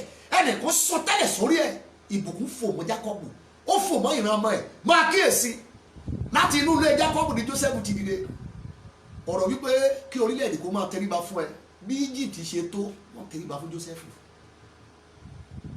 Kí orílẹ̀-èdè kó máa tẹríba fún ẹ, ìran ọmọ Júù ní Daniel, gbogbo Bábílónì ló bá wò, wọ́n tó bẹ́ẹ̀. Torí ìsọtẹ́lẹ̀ kan wà lórí àwọn ọmọ yẹn, ìsọtẹ́lẹ̀ kan wà eléyìí tó wà lórí wọn tó ṣokùnfà gbogbo tó bá dé wọn tayọ, gbogbo tó bá dé wọn wà wájú, gbogbo tó bá dé wọn dolórí, gbogbo tó bá dé wọn di ọ̀gá, gbogbo tó bá dé wọn di apàṣẹ àtàlákòóso. Ìsọtẹ́lẹ̀ kan wà lórí wọn, ìsọtẹ́lẹ̀ ìbùkún. Ẹyẹ ọmọ Ọlọ́run yàtọ̀ sí bàbá tó bí èèyàn directly, jẹ́ tó fẹ́ nìkan láfẹ́. Hébérù orí 5, the book of Hebrew chapter 5, Hebrew chapter number 5. Abájọ tí bẹ́ẹ̀ pé ògo àwọn ọmọ ọmọ ni bàbá wọn. Nǹkan kan lè wọ látọ̀dọ̀ àwọn bàbá sórí àwọn ọmọ, ìrandíran ọmọ. Ìsọ̀rí ẹnìkan náà tó wà tí sọtẹ́lẹ̀ wà lẹ́nu wọn lórí sórí ayé rẹ̀ tó lè ìran. Hebrew chapter 5 and verse 1.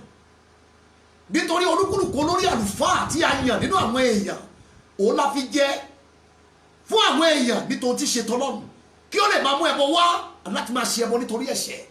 Ìsọ̀rí àwọn ẹ̀dá kan wà tá a pè wọ́n ní àlùfáà, a máa ń pè wọ́n ní ẹni ọ̀wọ̀, oríṣiríṣi orúkọ: reverend, bishop, pastor, apostle, evangelist, teacher, all those things. Oríṣiríṣi orúkọ, ṣùgbọ́n tí wọ́n jẹ́ ẹni ọ̀wọ̀. Gbogbo àwọn orúkọ yẹn pátápátá mo papọ̀ sábẹ́ orúkọ kan: àlùfáà. Àlùfáà yàtọ̀ sí bàbá tó bí ẹ lọ́mọ directly, ẹnìkan wà tí agbára ìsọtẹ́lẹ̀ wà lẹ́nu ẹ̀, èyí tó lè ní effect whether negative or positive lórí ìran ọmọdọ́mọ, lórí ìran tó jẹ́ pé tó bá sọ̀rọ̀ lẹ́ẹ̀kan. Àpẹẹrẹ mi rèé o, Deuteronomy 33, ẹjá wo tí bẹ́ẹ̀lì sọ ẹ̀yà ìfẹ́. Deuteronomy 33 and verse number 13. Deuteronomy 33 and verse number 13. Ẹ bá gbọ́n tí Mósè wí, ó ti ń fẹ́ lọ, ó ti ń dágbére, ó ti dé òpin ìrìn àjò ẹ̀ gẹ́gẹ́ bí Olúwa ti sọ. Ó wá pè gbogbo ìdílé Ísírẹ́lì, ìdílé 12, ó bẹ̀rẹ̀ sí ní fún wọn ní ohùn lẹ́yọ kọ̀ọ̀kan, ó fún wọn ní ohùn lẹ́yọ kọ̀ọ̀kan. Ìdílé kan rèé tí mo mú jáde nínú ìdílé 12 yẹn bí àpẹẹrẹ tí mo sọ yìí. Deuteronomy 33 from verse 13. Àti ní ti Jósẹ́fù, ẹ̀rí pé mo ti dá mẹ́sàn-án máa yẹ lẹ́ẹ̀kan yẹn.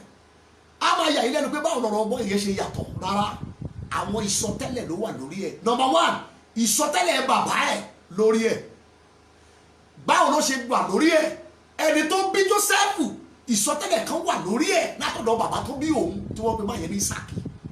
Ísákì ló padà bí Jósẹ́fù. Ìsọtẹ́lẹ̀ tí Ísákì sọ sórí Jákọ́bù àfìgbà tó bà bí ẹyẹ sórí Jósẹ́fù. Mo lè pe ìsọtẹ́lẹ̀ tó wà lórí Jósẹ́fù látọ̀dọ̀ bàbá, mo lè pe máa yẹn ní grandpa. Ohun tí grandpa tó gbé sórí fada ni fada gbé sórí Jósẹ́fù. Bàbá nípa tara, bàbá nínú ìdílé yẹn, bàbá nínú ẹbí yẹn. Ẹnìkan tó wà, mo pe ẹni yẹn ní agbẹnusọ Ọlọ́run, àlùfáà, mo lè pe ní wòlíì gẹ́gẹ́ bí Bíbélì ṣe sọ nípa ẹ̀.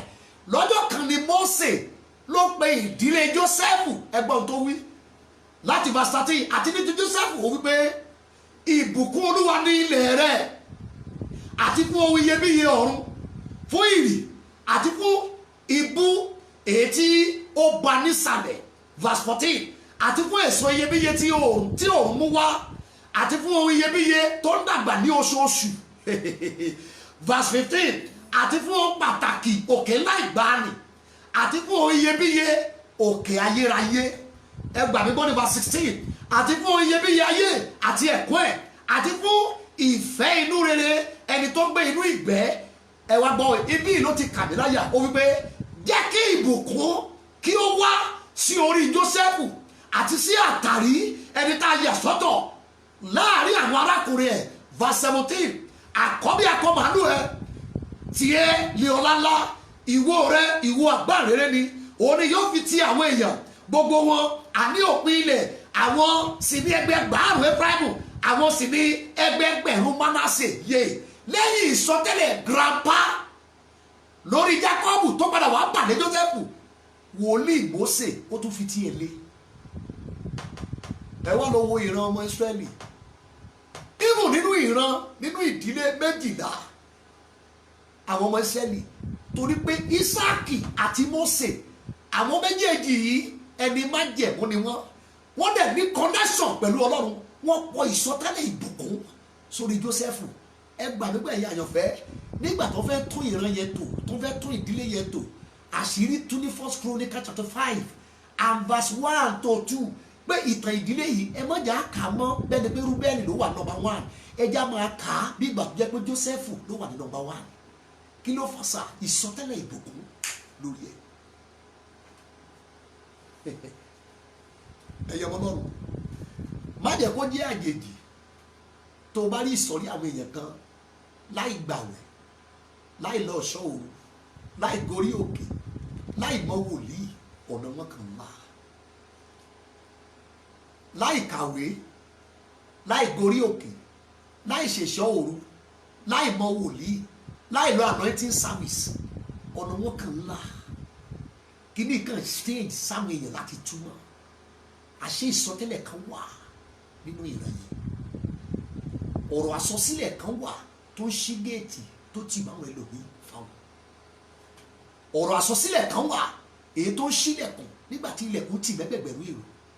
Wọ́n kàn máa rí bọ́nà wọ́n ṣe ń là, kò sí tó ń dáwọ́lé tí ò ní di ńlá. Kò síbi tó wà ojú rere a sì fò wọn, a fò mọ́ wọn bẹ́ẹ̀. Kò síbi tó ń lọ wàá kàn rí pé báwọn tó kù ṣe ń làágùn tómi tó ń yọ lójú wọn, ẹ̀rín làwọn fi ń ṣe láì dènìra. Àṣé ìsọtẹ́lẹ̀ kan wà, ọ̀rọ̀ àsọsílẹ̀ kan wà lórí ayé wọn. Ọmọ Ọlọ́run, kí tó parí ètò yìí, ìpàdé ètò ní ó ti wà sí àdúrà. Number 2, ó ti wà tí ojúṣe. Mo dúró lórí àpáta ayérayé lónìí, mo bẹ̀ yín bàbá tẹ́ jẹ́ onígbàgbọ́, ǹjẹ́ máa ń sọ tẹ́lẹ̀ lórí àwọn ọmọ yín? Ǹjẹ́ máa ń sọ tẹ́lẹ̀ sórí àwọn ọmọ yín? Ọ̀pọ̀ yín ọjọ́ ìgbéyàwó lẹ máa dúró dè tí ọ̀pọ̀lọpọ̀ yín kì í sì sí láyé ńgbà náà mọ́. Kọ́mọ míì tó márì bàbá ẹ̀ ti kú, kọ́mọ míì tó kọ́ṣẹ́mọṣẹ́ bàbá ẹ̀ ti kú, kọ́mọ míì tó parí secondary school bàbá ẹ̀ ti kú. Ọ̀pọ̀lọpọ̀ àwọn ọmọ ni ò ní bàbá tó ń sọ tẹ́lẹ̀ sórí wọn. Abájọ táyé le, tọ́nà le, tógun le tó bí eléyìí, wọ́n lè lánàá kan tó rí ṣe láyé. Ẹni tí ìbá mú kí ọ̀nà yẹn rọ̀ kó dẹrùn kò sí ń bẹ̀ mọ́. Ìmí ìwà ń bẹ̀ kò sọ tẹ́lẹ̀. Ìdí táwọn bàbá wa ò ṣe gbàgbọ́ nínú ẹ̀ lélẹ́yìí, bàbá tó bí àwọn gan kò sọ kankan. Ọmọ Ọlọ́run tó ń wò mí, kí ni bàbá ẹ̀ sọ kó tó jáde láyé? Kí lọ̀rọ̀ àsọsílẹ̀ tó wí tó lè máa ṣílẹ̀kùn fún ẹ láìláàmú? Kí lọ̀rọ̀ àsọsílẹ̀ tí bàbá ẹ sọ èyí tó la ọ̀nà fún bàbá tó bí ẹ tó lè padà wá sí gbogbo lẹ̀kùn kí ọwọ́ ẹ lè kan àgbáyé lára? Ǹjẹ́ ọ̀rọ̀ àsọsílẹ̀ ń bẹ? Mo sọ nípa ìbùkún ìsọtẹ́lẹ̀. Ìran yìí ṣẹ̀ṣẹ̀ wá lọ ń wá hò, wọ́n ṣẹ̀ṣẹ̀ lọ ń gbẹ́lẹ̀. Ìran yìí ṣẹ̀ṣẹ̀ wá ń sá eré torí ìsọtẹ́lẹ̀ rere tí ó la ọ̀nà láìláàgùn is no more there. Bàbá tó bí ẹ kí ló sọ sórí ẹ? Ṣé ráwọn àdúrà tẹ̀sẹ̀ máa ń gbà lọ́jọ́ wẹ́dì àwọn ọmọ yín yẹn, it is too late. Mo ní ìsọ pé kì í ṣe àdúrà. Even káwọn ọmọ yẹn tó ń márì, ìdúmọ̀ pé Jákọ́bù ìmárì rárá, tí Ísáàkì ti sọ ọ̀rọ̀ sílẹ̀, èyí tó padà wá sílẹ̀kùn kì í ṣe fún Jákọ́bù nìkan, fún gbogbo ìran ọmọ ẹ̀. Ẹlòmíràn ló ń gbàdúrà fún lọ́jọ́ tó ń lọ ilé ọkọ, àdúrà mélòó? Àdúrà tẹ́ gbà tẹ́ pé àwọn táfàtáfà wà bẹ́ẹ̀. Ọ̀pọ̀ àdúrà táwọn bàbá àti ìyá gbà ní òmọ́ ọmọ. Àdúrà kan gbà lọ́jọ́ ìwẹ́dì, lọ́jọ́ ìdáná, lọ́jọ́ kìnnì kan, ẹ̀hún lọ ilé ọkọ báyìí o, kìnnì kan. Wo ó ti dàṣà ẹ̀tàn lásán ló wà ń díẹ̀ torí àwọn ìkà kan wà bẹ́ẹ̀ tí ò ní jẹ́ kádùúrà yẹn gbà. Ó dà tó bá pẹ́ gbogbo èyí tẹ́ ẹ wọlé ọkọ, àwọn àdúrà tẹ́ ẹ gbà lọ́jọ́ ìdáná, lọ́jọ́ ìgbéyàwó, tó bá pẹ́ gbogbo ẹ̀ ló gbà, ilé ọkọ yẹn ṣe wá lé bí iná, ó ṣe wá lé mẹ́yẹ. Gbàgbé bọ́sà tó bá pẹ́ gbogbo àdúrà kan gbà fún ẹ lọ́jọ́ tó wọlé ọkọ lọ, gbàgbé bọ́sà wá ti kan àgbáyé lára. kí ló tàdúrà yẹn ò gbà, kí ló tí ò gbà, wọ́n mẹkanáìsì ẹ̀ ní torí ẹ tó ń gbà gẹ́gẹ́ fún ara ẹ̀, ó ti látàbà ó domi kò gbàgbọ́ nínú agbára Jésù. But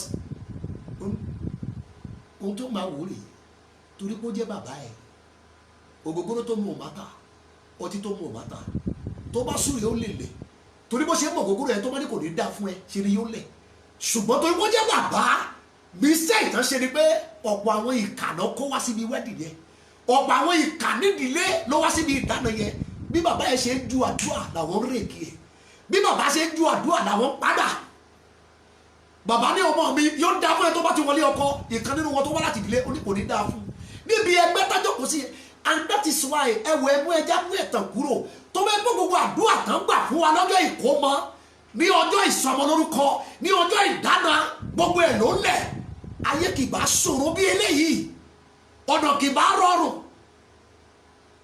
kì bá lè láti àṣẹ, ọ̀nà ìbá máa rọrùn láti là. Àwọn àdúrà ọjọ́ yẹn, àwọn àdúrà àṣàlẹ̀ ọjọ́ yẹn, àwọn ọ̀rọ̀ àsọtílẹ̀ yẹn, kí ló tí ò ṣe? Ìbéèrè mi lélẹ́yìí. Ẹ̀yin àyànfẹ́, mo bẹ̀ yín ẹ̀yin bàbá, ẹ máa pe àwọn ọmọ yín bóyá lẹ́ẹ̀kan lóṣù, bóyá lẹ́ẹ̀mejì lóṣù, bóyá lẹ́ẹ̀kan lọ́sẹ̀. Ẹ gbé ọwọ́ ọ̀tún lé wọn ní àtàrí, ẹ máa sọ tẹ́lẹ̀ sí wọn. Ìwọ ọmọ mi báyìí ni yóò rí fún ẹ lọ́la, ìwọ ọmọ mi báyìí lọ́jọ́ ọ̀la ẹ máa rí, ìwọ ọmọ mi wá. Bàbá ẹ bẹ̀rẹ̀ sí í ṣe from now. Ẹ gbàgbé ìwé tẹ́ ẹ kà, ẹ sọ tẹ́lẹ̀ sórí àwọn ọmọ yẹn. Ipa ìsọtẹ́lẹ̀ lórí wọn yóò ràn wọ́n, yóò ràn ọmọ ọmọ. Ògo àwọn ọmọ ọmọ ni bàbá wọn, kì í ṣe bàbá wọn directly, bàbá wọn. Eléyìí tó sọ tẹ́lẹ̀ rere sórí Jákọ́bù, tí Jákọ́bù wá bí Jósẹ́fù wá gbilẹ̀, gbogbo Ísírẹ́lì wọn bọ́ lọ́wọ́ ìfẹ́ tìyẹn ètí bàbá sọ. Ẹ̀yẹ bọ́lọ́run jẹ́ kí n lọ parí ẹ̀. Agbára wo ni ìsọtẹ́lẹ̀ ìbùkún ní lórí ayé èèyàn? Number one, ìdí tí mo fẹ́ kẹ́ máa gbàdúrà yẹn lélẹ́yìí dání o, ẹ máa sọ tẹ́lẹ̀ sí wọn. Bàbá wa nínú Olúwa, gbogbo àwọn ọ̀dọ́ tó wà ní chọ́ọ̀chì yìí, ẹ gbé ọwọ́ lé wọn lórí. That is why nínú gbogbo program tí mo lákìjù nínú ìjọ Ọlọ́run kò ní program àwọn ọ̀dọ́, àwọn ní future. Ẹ jẹ́ kí n sòótọ́ fún yín, lẹ́yìn tó o bá kú dáàdi wa nínú Olúwa, tẹ́ ẹ bá wá lọ tó kí ni yóò ran àwọn ọmọ ọmọ nípa iṣẹ́ ìránṣẹ́ yìí. Ìsọtẹ́lẹ̀ wo lẹ ti sọ síbẹ̀ tẹ́lẹ̀ tí ẹ ti ó ní súnmọ́ mi ọmọ mi, lẹ́yìn tó gbóòórùn ọ̀nà òórùn oko yóò dàbí oko tí Ọlọ́run mọ̀ kó fún. Ísákì bẹ̀ sí ní sọtẹ́lẹ̀. Mósè fẹ́ jáde láyé, ó pe ìdílé méjèèjìlá, ó bẹ̀ sí ní sọtẹ́lẹ̀ sórí wọn. Ẹ lọ wo gbogbo tí Mósè sọ sórí gbogbo ìdílé méjèèjìlá, gbogbo ẹ̀ ló lẹ̀, gbogbo ẹ̀ lẹ̀ mọ́ wọn, wọ́n dẹ̀ manifest nínú ayé. Ènìyàn méjì kan wà tó nílò wọn bí ọ̀rẹ́ ẹ̀, tí o nílò wọn bí alábàárìn àyànmọ́ ẹ̀. Number one, bàbá ẹ̀. Sórí gbogbo ìgbà tí màmá ẹ̀ bá ní kó o jìnnà sí bàbá ẹ̀, àánú ẹ̀ ṣe mí gan. Gbogbo ìgbà tí ìyá ẹ̀ bá lé ẹ jìnnà kó lọ́dọ̀ bàbá ẹ̀, ṣe la lé Jákọ́bù ẹ̀ kó lọ́dọ̀ Ísákì, ó kẹni tí ó súre fáyé ẹ̀. Nígbà tí ìyá ẹ̀ bá bínú tó ní kó lòdì sí bàbá ẹ̀, nígbà tí ìyá ẹ̀ bá tó ní kó fẹ́ rọ́rọ́, òun fẹ́ gbẹ̀san tó lé ẹ jìnnà kúrò lọ́dọ̀ bàbá ẹ̀, ó kẹni tí ó wo bí kò sọ pé ẹ máa gbàdúrà pé ìyá wa tí ń bẹ lọ́run, ó ní bàbá wa tí ń bẹ lọ́run. Mo máa ń sọ fáwọn ọ̀dọ́ nínú iṣẹ́ ìránṣẹ́ mi pé má gbà kẹ́nikẹ́ni sọ ẹ́ di ọ̀tá bàbá ẹ̀, má jẹ́ kó sọ ẹ́ di ọ̀tá bàbá ẹ̀. Àṣà àdúgbò yín, àṣà ẹbí yín ló ní kẹ́ ẹ súnmọ́ ìyá ju bàbá. Ẹ gbàgbé gbọ́, oúnjẹ àti ìtọ́jú ni ìyá nílò, agbára ire ọ̀dọ̀ bàbá ló wà. Súnmọ́ bàbá ẹ̀, jẹ́ kó gbọ́wọ́lé ẹ lórí.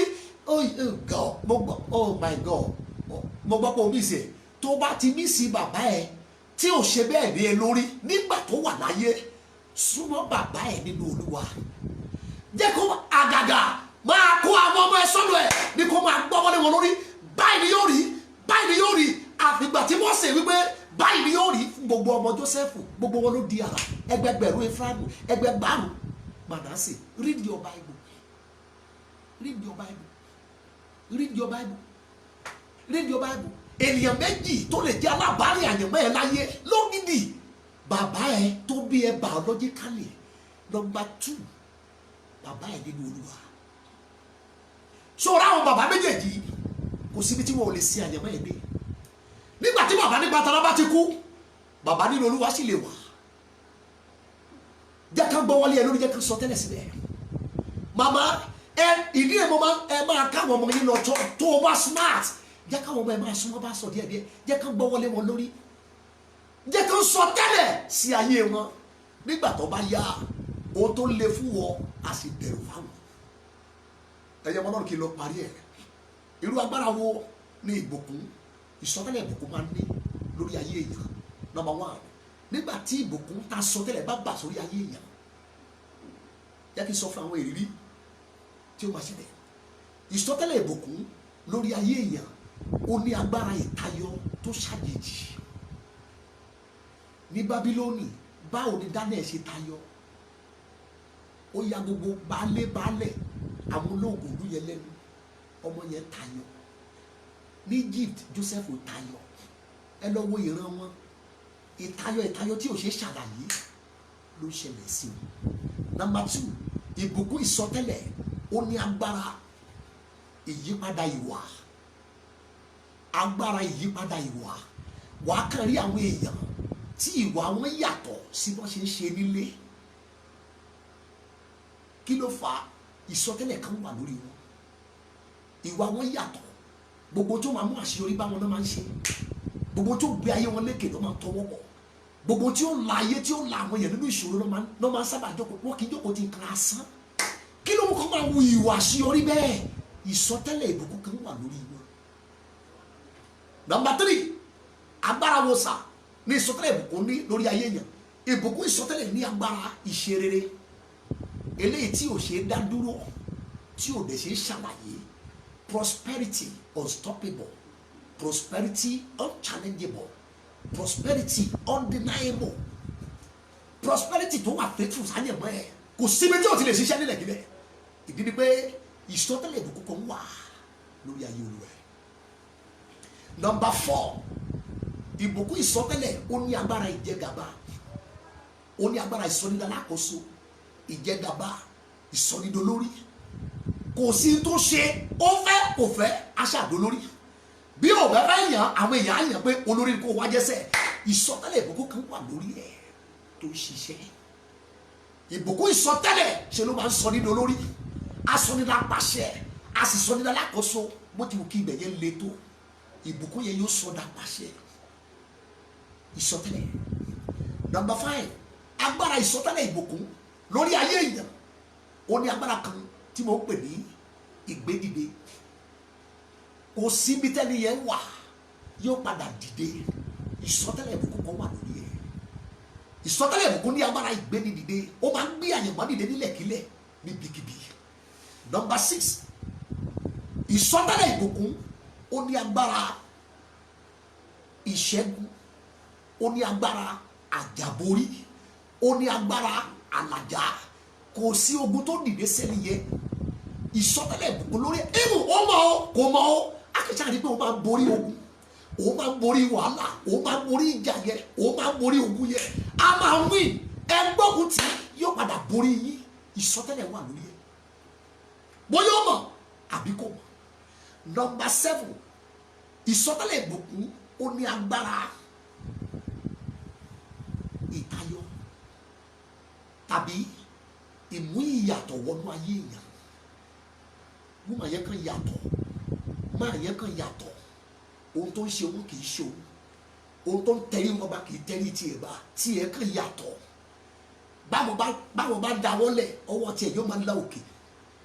Báwọn bá ń kan òkè tó kàṣẹ tí wọn lè lọ́mọ́ tiẹ̀ yóò máa expressway ni. Ohun táwọn kà tí ò ṣeé ṣe mọ́ àkàmọ́ ṣe pẹ̀lú rọ̀ tiẹ̀ yàtọ̀. Agbára ìsọtẹ́lẹ̀ ìbùkún lórí ayé yìí. Number 8, ibẹ̀ ni màá ti dúró. Irú agbára wo ni kí ní ìní? Ìsọtẹ́lẹ̀ ìbùkún ní agbára ìdàgbàsókè àti ìtẹ̀síwájú tí kì í expire. Ẹ̀yin ọmọ Ọlọ́run, gbogbo ẹ̀jẹ̀ ìjọ yìí, nígbà tí agbára yìí bá ń bẹ̀rẹ̀ lórí ayé èèyàn, nígbà tí ìsọtẹ́lẹ̀ yìí bá bẹ̀rẹ̀ lórí ayé èèyàn, ìtẹ̀síwájú ìdàgbàsókè wà ní pé ìdàgbàsókè yẹn kò ní ṣe dojúkọ, kò ní ṣe dádúró, kò ní ṣe dí lọ́wọ́. Má yẹ kàn grow, má yẹ kàn progress, woman yẹ kàn grow, woman yẹ kàn progress. A máa béèrè, ọ̀gá yóò máa béèrè lọ́wọ́ rẹ̀, kò ní mọ tó ṣẹlẹ̀. Ìtẹ̀síwájú kan máa bá iṣẹ́ ẹ̀, a máa bá ayé ẹ̀. Agbára àsọsílẹ̀ ìbùkún kan wà tó ń ṣiṣẹ́ lórí ayé ẹ̀. Ibẹ̀ ni màá ti dúró ẹ̀mọ́ lọ́rùn. Mo pè yín ní ẹ̀yin bàbá màmá gbogbo, ẹ ṣe máa gbọ́wọ́ lé àwọn ọmọ yín lórí. Ẹ sọ tí ó ṣẹlẹ̀ sórí ọ̀la wọn, ẹ má bà wọ́n nínú jẹ́, ẹ sọ tẹ́lẹ̀ sórí wọn ni. Ẹ yé ṣépè fún wọn, ẹ sọ tẹ́lẹ̀ sórí wọn ni. Ẹ gbàgbé bọ́sà, àṣìta ìbọn ló bá ẹlòmíì lẹ́yìn ìgbà tó parí skul tán kó lọ máa múnú àwọn òbí ẹ̀ dùn. Ẹnìkan yin ìbọn níbì kan, ọ̀tá lọ bá wò. Iṣẹ́ kan kì í ṣe lásán. Ìsọtẹ́lẹ̀ ìbùkún kan lè wà nílẹ̀ tẹ́lẹ̀ kó ta ṣeré káàkiri kó lọ hídẹ̀. Ẹ̀yin àyànfẹ́, bàbá mi gbogbo, màmá mi gbogbo, especially ẹ̀yin bàbá bóyá bàbá nípa tara tàbí bàbá nínú Olúwa, ẹ̀yin bàbá mi nínú Jésù olùgbàlà, ẹ̀yin bàbá mi nínú ìgbàgbọ́, ẹ̀yin adarí ẹ̀sìn, ẹ ṣe máa sún àwọn ọmọ ọ̀dọ́ yẹn mọ́ra. Ẹ máa gbọ́ wọlé wọn lẹ́ẹ̀kọ̀ọ̀kan, kórí fún ayé ẹ báyìí, kórí fún ayé ẹ báyìí. Bí Nóà tó bá lè ṣépè fún àbígbẹ̀yìn ọmọ ẹ̀, gbogbo ìran ọmọ tó tinú ọmọ yẹn jáde wọ́n dẹ̀ ń jẹ́ bí ẹni jẹ́ kàsí. Èkó yẹn lẹ̀ wọ́n ìran Kénáánì dọ̀la wọn ò rí sí. Ẹnìkan ló sọ bẹ́ẹ̀ lábẹ́ agbára ọtí. Mélòó ẹni tó wà lábẹ́ agbára ẹ̀mí mímọ́ tó gbá wọlé ọmọ ẹ̀ tó dẹ̀ sọ tẹ́lẹ̀ sórí ayé ọmọ yẹn. Agbára ìbùkún, ìsọtẹ́lẹ̀ lórí iṣẹ́ ẹ̀, lórí ayé ẹ̀. Lẹ́ẹ̀kọ̀ọ̀kan bàbá, ojúṣe ni mo tì í sí. Wọ́n pàápàá ni mo fẹ́ pè fún ìsà, màá wá tì í sójúṣe. Dáàdì ẹ̀ máa ṣe, mọ́mì ẹ̀ máa ṣe. Tí bàbá bá ti kú tí òrò ti sọ yẹn, mọ́mì ẹ̀ ṣe dúró, ẹ̀ máa sọ sórí wọn. Ọmọ agbára náà jẹ́ fún yín, ipa ni wọ́n jẹ́ fún yín. Ẹ sọ tẹ́lẹ̀ sórí ayé wọn. Bípa yìí ò bá ká, tí ò bá yé yín dáadáa, ẹ tì wọ́n sọ́dọ̀ ìránṣẹ́ Ọlọ́run tí ẹ̀mí Ọlọ́run wà lára ẹ̀. Èlé tó wà lójú òpó pẹ̀lú Jésù tọ́lọ́run jẹ́rìí pé ọ̀dọ̀ mi lélẹ́yìí wà. Ẹ gbórí àwọn ọmọ yẹn sábẹ́ ẹni, dáàdi ẹ bá ń gbọ́wọ́ sórí ọmọ yìí. Mo parí sáfìsì ní ìjẹjọ, obìnrin kan bá mi ó dáàdi ẹjọ sà, orí ẹ̀rí ẹ bá ń gbọ́wọ́ lé. Mo ní kí ló ṣe? Òun tó sọ pé ó ń ṣe é, bọ̀ èmi ronú kọjá abẹ. Èmi ò wá gbàdúrà fọmọ yẹn nítorí tí ìyá ẹ sọ pé ó ń ṣe é. Èmi gbàdúrà sí àwọn ìran tó wà nínú ẹ. Mo ní gbé àtàrí ẹ wá, mo bá gbé ọwọ́ Olúwa lé orí ẹ. Mo ní kó ní báyìí fún ẹ. Bàbá yẹn wá wọ̀ mí pé ọ̀tọ̀ ni tó ń expect kébi sọ, ọ̀tọ̀ ni tó ń tẹnu mi jáde. Mo ní kó ní báyìí fún ẹ, kó ní báyìí fún ẹ. Àwọn ìran inú ẹ ni mò ń bá sọ̀rọ̀. Àwọn tó wà ní ìdàkejì nínú òkùnkùn, ohun tí wọ́n ṣe láti bàjẹ́ láyé jẹ́ nìyẹn. Tó bá fẹ́ mú ìran kan, kò fi wọ́n sábẹ́. Ìwọ sọ tẹ́lẹ̀ ìlú sórí wọn. Gbogbo ìran yẹn wọ́n sùnkì. Ẹni tó ṣépè yẹn, òní wá padà lọ darí. Èyí ló ṣẹlẹ̀ níjọba òkùnkùn. Gbà mí gbọ́, kí wọ́n tó sọ bẹ́ẹ̀ nínú ìdílé yín, tètè máa gbé àwọn ọmọ yẹn gbá wọlé wọn lórí. Tí bàbá àwọn bá ti dé, níbi kí táyì bàbá wà tẹ̀ tí ń gbómi, ìbàjẹ́ ẹ̀kan lóṣù, kódà ẹ lè gbàwé ọjọ́ kan. Tẹ bá ti close àwọn yẹn, ẹ pé àwọn ọmọ yẹn, ẹ gbá wọlé wọn lórí. Èyí tó bá wà nínú mòmí ní kó wálé, ní kó wá sílé, gbé ọwọ́ lé lórí, sọtẹ́lẹ̀ sí ayé ẹ̀. Ìran ẹ̀ wọn ò ní mú àtakò tí wọ́n á fi jáde láyé. Tó bá wò mí láàárọ̀ yìí, tó o bá ti ní Jésù lólúwa tó lùgbàlà, ìsọtẹ́lẹ̀ òkùnkùn ìdílé yìí má jẹ́ kó sún ayé ẹ̀ kì, má jẹ́ kó sún àjẹbẹ́ ẹ̀ kì. Ìwọ náà gbà pé kò sálàáfíà láàrin dáadé àti mọ́mí ẹ. Ìdí ni tí wọ́n ti sún ẹ mọ́ ìyá kí bàbá má bàa súre fún ẹ. Wo bí àyànfẹ́ ìwà láti wà ní ìdílé ká tó mọ Jésù olùgbàlà. Bàbá àti ìyá mi ò gbé pọ̀. Gbàdébọ́, báwo ni bàbá yóò sì wá fínúfíndẹ̀ súre fún ẹ nígbà tó mọ̀ pé ìyá ẹ ti kọ́ ẹ sí òun? Kò ní fẹ́ súre fún ẹ. Ohun tí yóò sì là ẹ́ ó ń bẹ nínú ara ẹ̀. Jọ tó o bá wò mí, tó o bá ti ní Jésù lólúwa tó lùgbàlà, àkókò rèé. Mo fi ọlọ́run, mo bẹ lọ́wọ́ àti kan níjà gbogbo níjọ sọ ti lọ bá dáadé lórí wẹ́ẹ̀dì tó fẹ́ ṣe. Òṣè ló fi dá mi lóhùn. Mo rẹ́rìí ẹ̀ torí tí mò ń sọ kò yé. Ìyá ẹ̀ ló sá mọ́mì mi ló tọ́jú wa, mọ́mì mi ló jìyà, dáàdì wa ṣe kí náà yéé ìjọba tó ọlọ́run. Òpó ẹ̀jẹ̀ tó gbà wáyé bàbá yẹn ni ìyá ẹ̀ kà jẹ́ wà kún kọ̀ńténà tí wọ́n ti manufacture ẹ̀jẹ̀ tó bí ẹ lẹ̀jẹ̀ tó kórìíra yẹ. Bí ọba ti ní kó dáa fún ẹ, struggle continues. Jọ bó o bá ń wò mí tó o bá tí ì ní Jésù àkókò rèé ṣèpinnu báyìí lẹ́yìn ní kò di ọ̀la sọ pé pastor I am ready to surrender my life to Jesus Christ.